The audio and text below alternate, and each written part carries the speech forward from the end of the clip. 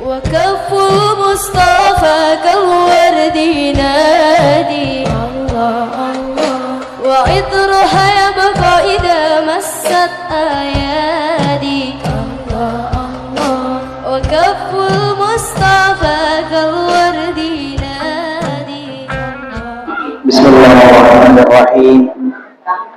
السلام عليكم ورحمة الله وبركاته.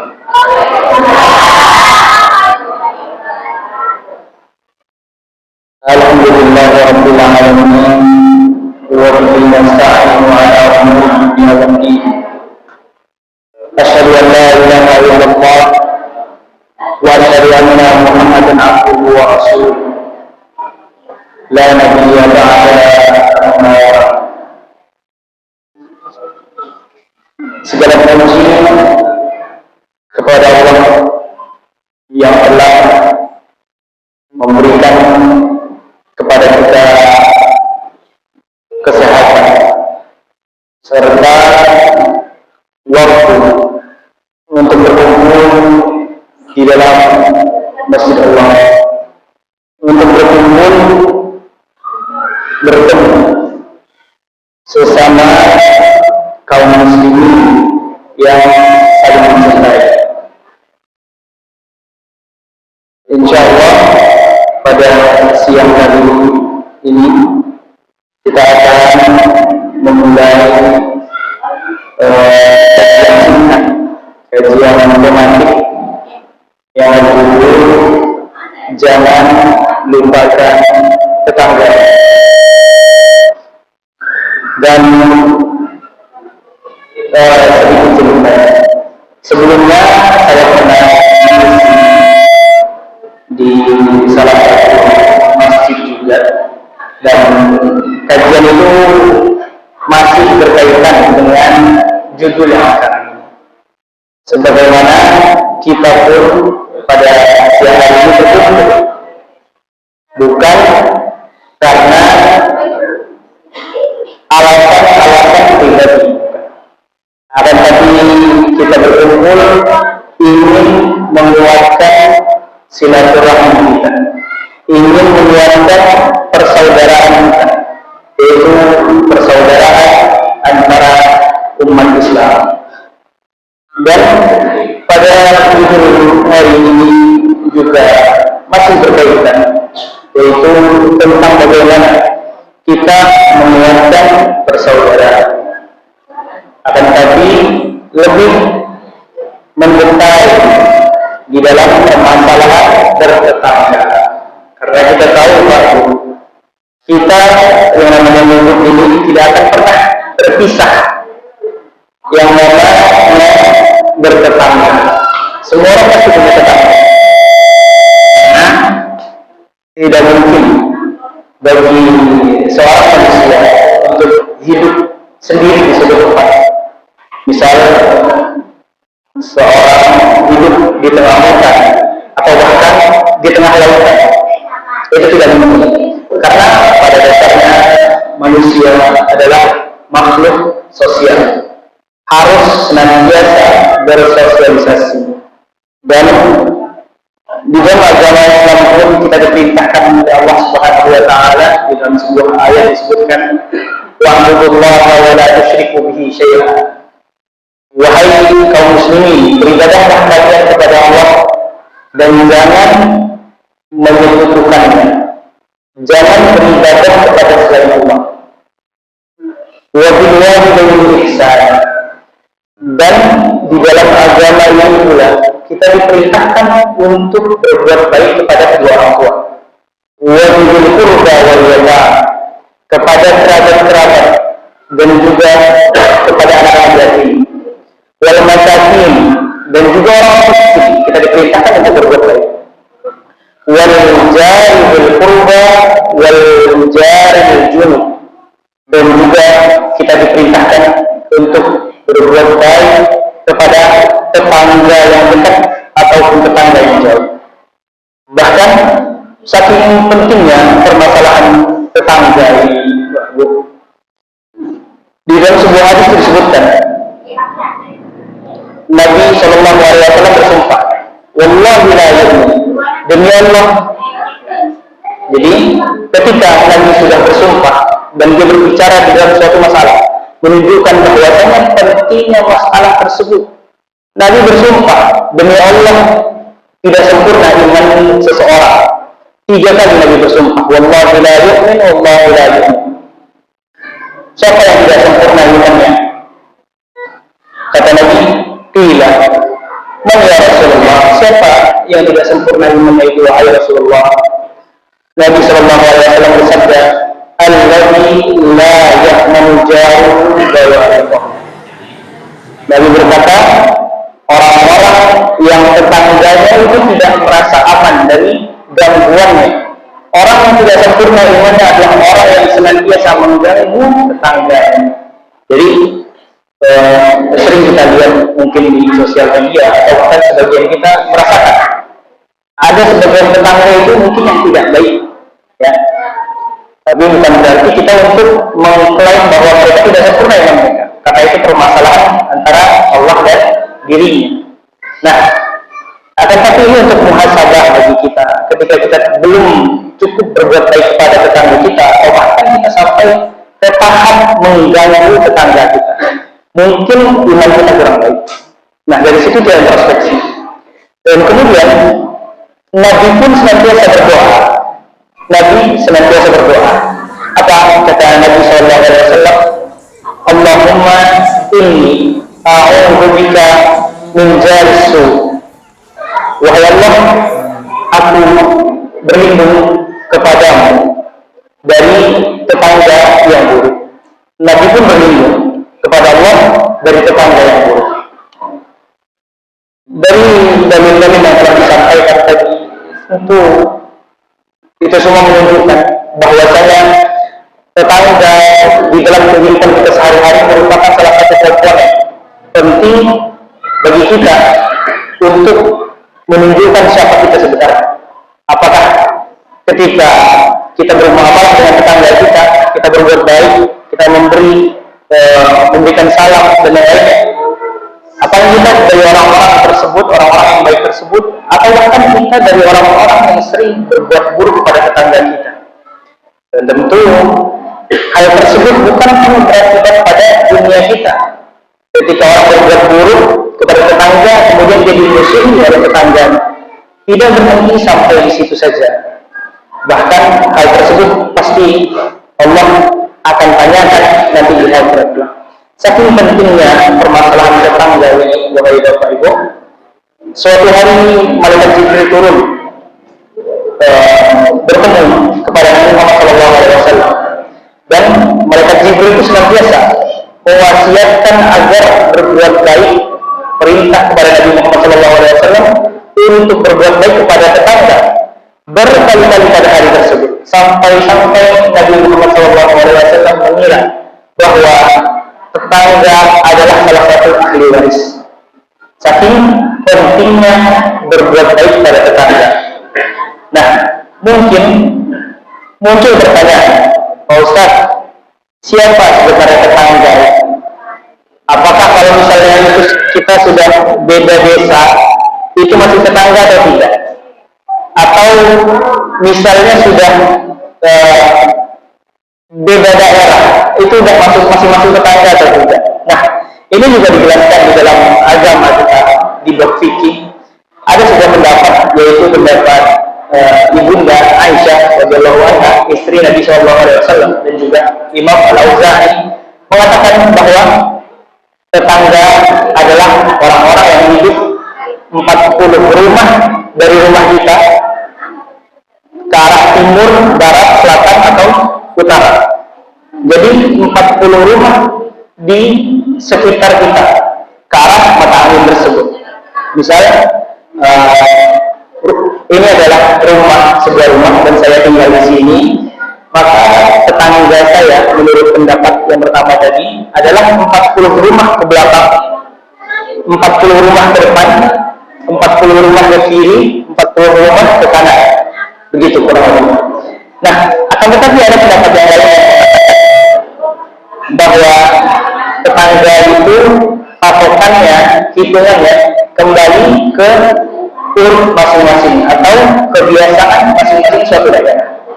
Mungkin di kita di Indonesia terutama, tetangga itu adalah orang-orang yang hidup di dalam sebuah RT, ya. Nah, itu termasuk salah satu patokan mungkin di Indonesia. Atau mungkin ada patokan-patokan yang lain di suatu daerah tertentu itu masih dikatakan tetangga. Itu bisa masuk juga. Yang jelas permasalahan siapa tetangga ini loh. Jadi bebas mau ngambil yang 40 orang, 40 rumah atau pendapat yang RT tadi. Ya. Dan biasanya di Indonesia itu pakai RT. Dan mungkin kalau di sebagian kota itu maksudnya ada yang perumahan atau komplek, dan itu masih butuh satu tetangga. Dan masih di permasalahan yang sama. Apa itu? Siapa itu tetangga? Nah, mungkin sebagian kita ada yang apa ya? Sebagian kaum muslimin itu remeh di dalam permasalahan siapa tetangga itu. Sebagian mengira tetangga itu adalah orang yang hidup di dekat kita dan dia itu muslim. Ya. Atau bahkan tetangga itu adalah orang yang hidup di dekat kita dan dia itu kerabat. Nah, sebenarnya siapa tetangga? Di dalam kitab Fathul Bari berkata Imam Ibnu Hajar rahimahullah taala, yang pertama, tetangga itu adalah orang muslim yang hidup di sekitar kita dan juga kerabat.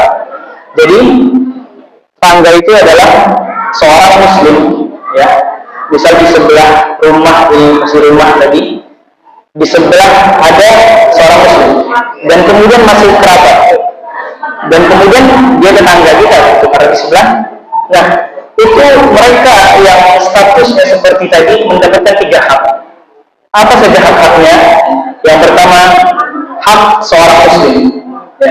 Jadi kalau misalnya kita belajar lagi, hak-hak seorang muslim, khusus seorang muslim itu saja ada. Ya. Seperti harus dijawab salamnya, ketika sakit harus dijenguk, ketika wafat itu harus kita salamkan, dan juga lainnya. Itu hak-hak muslim termasuk. Nah, kemudian dia termasuk juga hak keluarga nasab, karena dia memang saudara kita. Jadi wajib bagi seorang muslim dan muslimah untuk senantiasa silaturahim, ya, datang ngobrol atau bahkan memberikan sesuatu, karena memang dia adalah saudara kita. Dan tentu hak yang ketiga adalah hak bertetangga, dan ini akan dibahas setelah ini. Kemudian yang kedua, ada tetangga muslim akan tetapi tidak kerabat. Jadi dia mendapatkan 2 hak saja. Hak yang pertama, hak tetangga dan hak seorang muslim. Dan yang terakhir, ada tetangga non-muslim. Ya. Mereka mendapatkan hak bertetangga saja, karena mereka memang pertama bukan kerabat dan juga bukan seorang yang muslim. Dan ini diamalkan oleh salah seorang sahabat, yaitu Amr bin As. Beliau radhiyallahu anhu mempunyai tetangga seorang Yahudi, yang mana pada saat itu biasa memang di zaman dan bahkan mungkin di sebagian daerah di Indonesia, di suatu daerah itu mempunyai tetangga yang non-muslim biasa dan tidak dimusuhi. Pada suatu hari Abdullah bin Amr bin As radhiyallahu anhu sedang menguliti kambing. Kemudian Abdullah berkata kepada budak yang saat itu sedang menguliti kambing, "Wahai anak muda," karena memang budaknya itu adalah seorang anak muda, "kalau engkau selesai dari menguliti kambing, maka mulailah untuk membagi potongan daging tadi kepada tetangga." Dan kebetulan memang tetangganya pada waktu itu adalah orang Yahudi, orang non-muslim.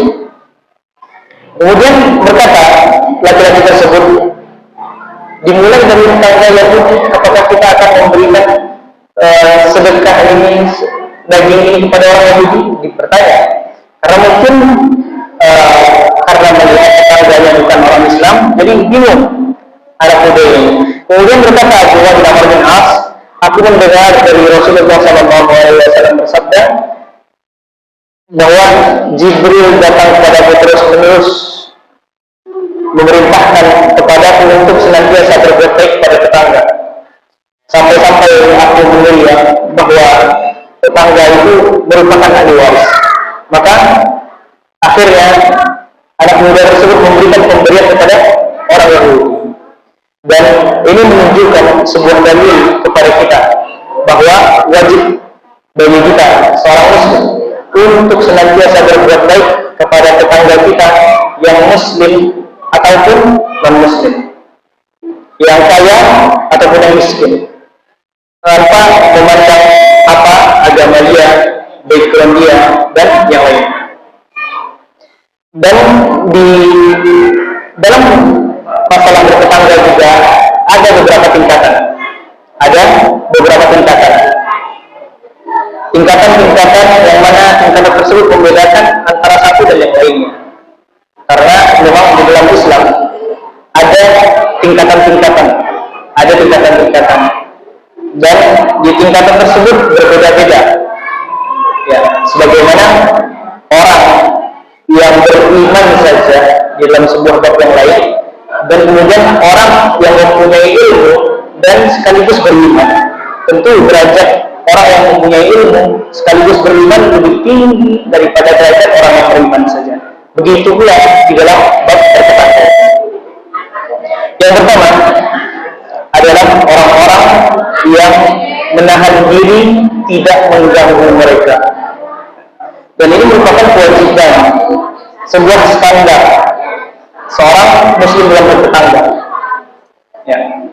Jadi minimal tidak mengganggu tetangganya. Dan yang kedua adalah orang yang sadar atas perilaku tetangga.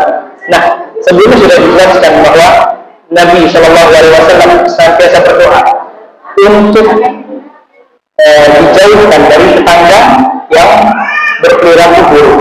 Akan tapi, Pak Ustaz, bagaimana kalau misalnya tetangga saya itu buruk perilakunya? Nah, di dalam hal ini Islam sudah memerintahkan bagaimana kita bersikap. Ya, karena Islam ini agama sempurna. Bahkan di dalam hadis yang lain disebutkan bahwa seorang muslim itu dia akan merasakan kebaikan dalam segala hal. Apa kebaikan tersebut? Ketika dia diberikan kemudahan, diberikan rezeki, maka dia bersyukur. Ya, dalam konteks yang lain, ketika dia diberikan tetangga yang baik, dia bersyukur. Dan jika dia diberikan kesulitan, diberikan musibah, atau dalam konteks lain tetangga yang buruk, maka dia bersabar. Dan ini adalah tingkatan yang kedua. Tingkatan yang pertama, tidak mengganggu. Dan itu adalah standar minimal bagaimana menjadi seorang muslim yang bertetangga yang paling minimal. Dan yang kedua adalah orang-orang yang sabar. Yang ketiga adalah berbuat baik kepada tetangga itu sendiri. Ada sebuah kisah sebelumnya sudah pernah saya ceritakan dalam kajian yang sebelumnya. Nah, ada seorang tetangga yang bisa dibilang tetangga yang buruk. Tetangga ini memelihara seekor anjing, dan tetangga yang kedua memelihara kambing. Setiap hari anjing ini mengganggu kambing peliharaan tetangga tersebut. Akan tetapi karena memang tetangga yang memiliki kambing ini adalah orang-orang yang senantiasa berbuat baik, dan juga orang yang Allah berikan pemahaman, Allah berikan karunia taufik hikmah. Ya. Apa yang dilakukan tetangga yang kambingnya sering diganggu oleh anjing tetangga tersebut? Apakah anjingnya itu dibunuh atau diracun atau perilaku buruk yang lain? Nah, ini yang harus kita ambil pelajaran. Apa yang dilakukan oleh tetangga yang memelihara kambing tersebut? Dia berikan salah sepasang anak kambing betina dan jantan kepada tetangga yang memiliki anjing tadi. Dan akhirnya tetangga tersebut memelihara kambing juga. Dan setelah dua tetangga tersebut mempunyai kambing, akhirnya anjingnya pun ikat sehingga tidak mengganggu kami, karena dua-duanya tadi punya kami. Dan ini merupakan sebuah hikmah, ya, sebuah hikmah. Di antara berbuat baik pada tetangga ini, yaitu atau di dalam pembahasan agama bisa dikatakan ihsan, adalah berbagi kepada tetangga, kemudian tidak mencela pemberian, dan ketika tetangga itu meminta pertolongan maka kita bantu. Itu merupakan tingkatan yang tertinggi dalam bertetangga. Saya punya pengalaman ketika masih belajar di Yaman, di Yaman. Jadi pada saat itu ada seorang suami istri, dan memang kebetulan suami istri ini berangkat bersama saya waktu itu. Nah, suami istri ini mempunyai seorang anak, dan istri dari suami tersebut dalam keadaan hamil pada saat itu. Nah, selang beberapa bulan istri dari suami tersebut yang berangkat bersama kita waktu itu di travel yang sama melahirkan. Dan memang kita tinggal pada saat itu di lingkungan yang belajar agama gitu Pak, yang mana lingkungan tersebut didanai pada saat itu oleh guru-guru kita. Nah, ketika seorang istri ini melahirkan, istri ini ibu ini selalu diberikan bantuan tiap hari makan 3 kali sehari oleh tetangga-tetangga yang ada pada saat itu. Dan kebetulan memang tetangga pada saat itu adalah orang-orang yang mereka itu murid-murid juga sama seperti kita, dan bahkan sebagai istri-istri guru kita. Jadi makannya itu dikasih terus Pak. Kan biasa orang melahirkan itu tidak langsung pulang ke rumah, dia di rumah sakit dulu atau di klinik dulu menginap di sana. Nah, pada hari itu anak tetangga-tetangga datang. Tiap pagi ada yang mengantarkan makanan, siang ada yang mengantarkan makanan, bahkan sampai malam pun ada yang mengantarkan makanan. Sampai sebegitunya pada saat itu. Dan memang biasa di sana mempunyai kebiasaan berbagi makanan. Ya, karena pada waktu saya belajar di sana, memang banyak di antara kita itu bukan orang yang mampu, karena banyak juga orang Afrika pada saat itu. Dan biasa guru-guru kita yang notabene bukan orang yang kaya juga, orang yang kurang mampu.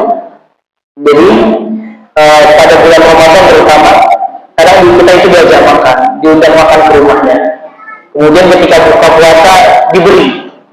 Nah, ini salah satu kebiasaan yang mungkin harus kita contoh dalam bertetangga. Karena di dalam sebuah hadis itu disebutkan tidak sempurna iman seseorang yang pada hari itu ia dalam keadaan kenyang, akan tetapi saudaranya dalam keadaan lapar, tetangganya dalam keadaan lapar. Dan tentu yang sebelumnya kita telah sampaikan bahwa bertetangga itu mencakup tetangga yang muslim ataupun non muslim, atau yang kaya dan miskin. Semua mencakup hal tersebut, tidak ada pengecualian. Dan bagaimana cara berbuat baik pada tetangga? Itu semua sudah dijelaskan di dalam sebuah hadis disebutkan. Salah satu cara berbuat baik kepada tetangga, Nabi Sallallahu Alaihi Wasallam bersabda, "Atadruna ma haqqul jar?" Apakah kalian tahu apa hak tetangga bagi tetangga yang lainnya? In ista'anaka a'antahu. Ketika tetangga itu meminta pertolongan, maka kamu menolong tetangga tersebut. Wa in istaqrabtaka aqrabtahu. Kalau misalnya tetangga tersebut minta utang, ingin berhutang, maka kamu menjani dia. Dan dalam catatan, ya, berhutang itu harus diganti, ya, dan sesuai dengan kaidah agama, tidak ada negara. wa in iftaqara dan jika dia dalam keadaan miskin, lagi susah. Ya. Sebagian kita di Indonesia ini terutama belum rata. Ya. Ekonomi itu belum rata. Dan bahkan kita saksikan untuk tetangga-tetangga kita yang hidup itu susah. Hidup susah. Maka wajib bagi tetangga untuk membantu orang tersebut dengan kemampuan yang ada. Kemudian wa in maridha tahu kalau misalnya tetangga itu sakit dijenguk. Wa in mata syahid janazatahu. Kalau misalnya tetangga itu wafat, maka engkau datang untuk berziarah, untuk bertakziah kepada sahibul mayyit tadi. Kemudian wa in asabahu khairun hannahatka. Kalau misalnya dia diberikan kebaikan, diberikan rezeki, maka kita juga harus ikut senang, ya, harus ikut senang. Ini sebagian di Indonesia melihat tetangga yang diberikan rezeki, wah, habis itu digibahi, habis digibahi. Bukan tetangga itu senang, tapi malah iri, malah benci. Nah, kan tapi Rasulullah memerintahkan sebaliknya. Dan kemudian wa in asabathu musibatun ghadzaitahu. Kalau misalnya dia ditimpa musibah, maka orang tersebut memberikan pertolongan, menghibur. Seperti itulah bertetangga yang disampaikan oleh Rasulullah SAW. Dan tentu banyak hak-hak tetangga yang lainnya dan dirangkum juga oleh Al-Imam Al-Ghazali di dalam kitabnya. Di antara bentuk-bentuk cara memuliakan tetangga adalah yang pertama mengucapkan salam kepada tetangga. Tentu yang ini yang muslim ya. Karena sebagian yang di kota ini terutama ya, kita hidup bertetangga itu jarang bertegur sapa, boro-boro buat datang ke rumah yang dan salam saja kadang kita tidak ada. Dan bahkan saking parahnya di kota itu, sebagian orang sudah sibuk sama pekerjaan, sudah tidak mau bodo amat, tidak mau peduli sama tetangga. Bahkan di sebuah kisah itu ada orang yang hidup 3 tahun di suatu daerah, sudah 3 kali tetangganya itu berganti-ganti yang kenal, tidak ada yang kenal. Nah, tentu ini semua menyelisihi dengan apa yang Nabi SAW perintahkan. Kemudian di antara cara berbuat baik yang lain adalah menjenguk tetangga yang sakit, menjenguk tetangga yang sakit, dan selanjutnya bertakziah, melayat ketika tetangga mendapatkan musibah, ketika susah atau ketika ada saudaranya yang wafat, maka kita datangi. Kemudian mengucapkan selamat atau berbahagia kepada tetangga jika mereka merasakan kebahagiaan. Misal ada tetangga yang baru diberikan rezeki bisa membeli kendaraan, maka kita ucapkan selamat. Kita harus ikut berbahagia kepada tetangga tersebut. Atau misal ada yang anaknya habis wisuda kuliah, maka kita ucapkan juga selamat. Yang intinya ketika tetangga kita mendapatkan kesenangan, maka kita harus senang juga. Yang kedua, meminta maaf jika berbuat salah. Nah, mungkin ini yang berat di sebagian kita karena terlalu merasa ego yang tinggi, harga diri yang tinggi. Ya, jadi seakan-akan di Indonesia ini terutama ya, ketika kita salah itu mau minta maaf itu mahal minta maaf kita. Ya. Sudah jelas kita salah, sebagian kita ya mungkin sudah salah dan minta maaf tidak mau. Kenapa? Malu. Nah, akan tapi bukan seperti ini cara yang baik. Justru ketika seorang itu meminta maaf itu menunjukkan harga diri yang tinggi. Ketika seorang berbuat salah dan meminta maaf itu menunjukkan bahwasanya jiwanya itu lapang, dadanya itu lapang. Nah, seperti itu. Kemudian berusaha menunjukkan pandangan untuk tidak memandangi istri dari tetangga tersebut atau bahkan anak perempuannya. Nah, ini juga berlaku bagi terutama bagi laki-laki. salah satu adab yang perlu dijaga. Kemudian menjaga rumah tetangga ketika dia pergi. Sebagian tetangga itu kan biasanya ada yang safar, ada yang pergi pulang kampung, mudik. Nah, salah satu cara membuat baik kita sebagai tetangga adalah menjaga rumahnya. Karena kadang kita nggak tahu, entah ada maling atau bahkan ada yang musibah apapun yang bisa tertimpa oleh tetangga kita, dan merupakan ladang pahala bagi kita untuk menjaga rumah tetangga. Kemudian berusaha bersikap baik dan lemah lembut kepada tetangga. Tetangga ketika misalnya mereka memiliki anak, walaupun mungkin anaknya agak aktif gitu, dalam tanda kutip.